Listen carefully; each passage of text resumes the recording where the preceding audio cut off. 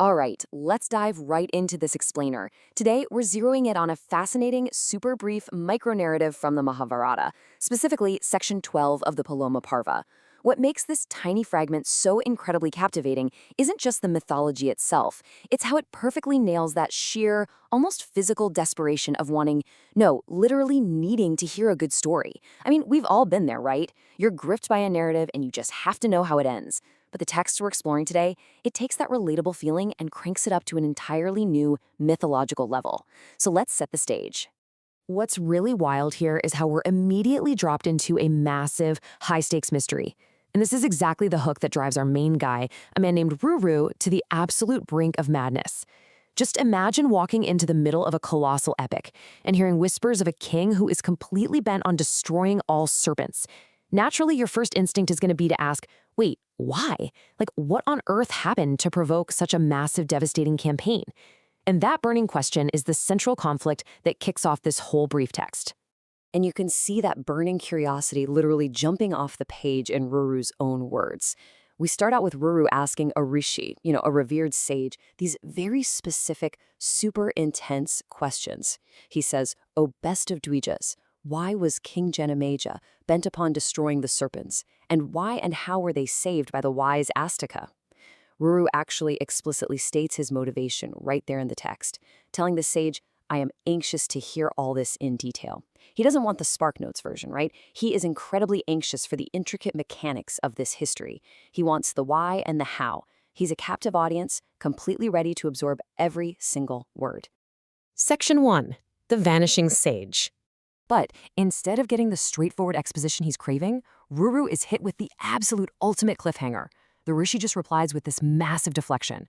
"O Ruru, the important history of Astika you will learn from the lips of Brahmanas." And then, according to the text, the Rishi completely vanishes into thin air. He literally disappears, leaving Ruru totally without the answers he is so desperately anxious to hear. I mean, just think about that level of narrative frustration for a second. The sage drops a hint about an epic tale of destruction and salvation, points him to someone else, and then just blinks out of existence. Unbelievable. But, this actually brilliantly illustrates the strict hierarchy of knowledge in oral traditions. The text is essentially mapping out exactly who holds the history and, more importantly, who is actually authorized to tell it. Step 1 is the Rishi. He knows the story, sure, but he vanishes because he isn't the one meant to tell it to Ruru. Step 2, just like the Rishi pointed out, represents the Brahmanas, the learned class who are the ultimate source and keepers of this specific crucial history. And finally, step 3, which we'll see Ruru pivot to in a second, is the father. He's the local, accessible narrator within that tradition. So the Rishi's vanishing isn't just a cool magic trick.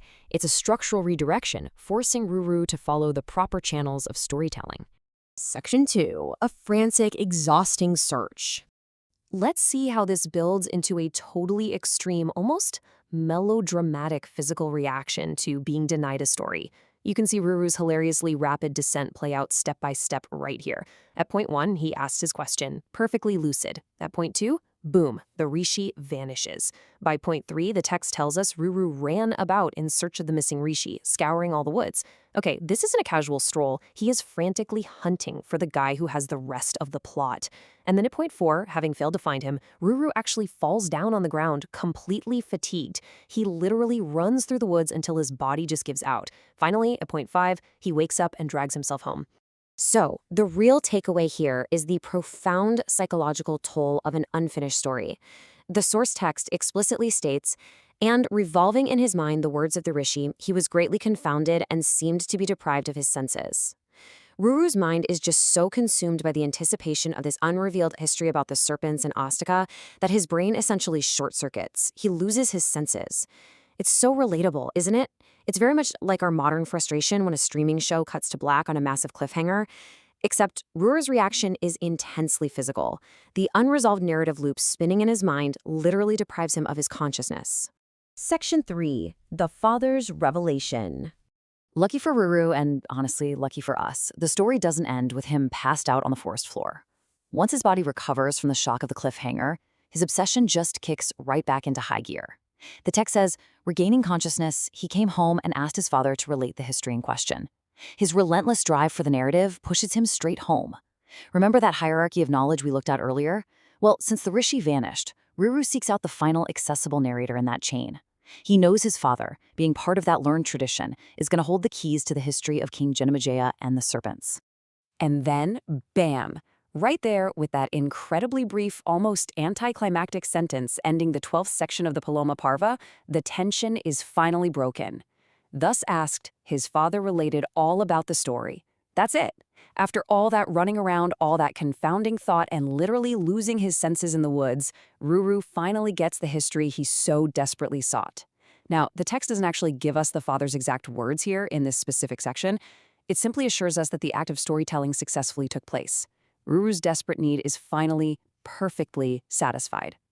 But before we wrap up this explainer, we absolutely have to talk about the brilliant meta layer happening throughout this text. If you noticed, the source material repeatedly uses the phrase Sauti continued.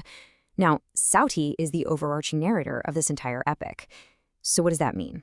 It means that we, the audience, are listening to a master storyteller, Sauti, recount a story about a man, Ruru, who is desperately looking for a storyteller to tell him a story. Mind-blowing, right?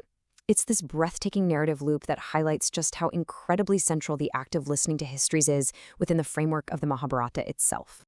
This entire, beautifully contained 12th section essentially acts as a structural frame. It exists entirely to build our anticipation right alongside Ruru's.